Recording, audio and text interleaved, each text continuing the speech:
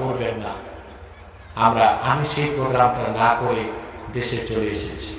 কিন্তু এই নাস্তিক যেগুলো আছে আর কুখ্যাত কাফের কাদিয়ানি শয়তানগুলো আর ইহুদিরা চেয়েছিল আমাকে অ্যারেস্ট করবে, যেন করে, বুঝলেন?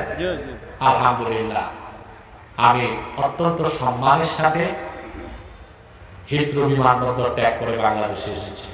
লন্ডন পুলিশের আমার দিকে চোখ তুলে তাকাবার সাহস পাই।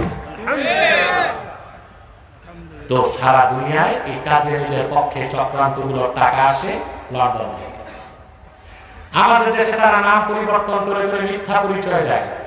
কখনো নিজেদের পরিচয় দেয় আহমদি জামাত, কখনো বলে আহমদিয়া জামাত, কখনো বলে আহমদি সম্প্রদায়, কখনো বলে আহমদিয়া সম্প্রদায়, কখনো বলে আহমদি মুসলিম জামাত, কখনো বলে আহমদিয়া মুসলিম জামাত। সাবধান, যত কাদিয়ানি ছিল আছে থাকবে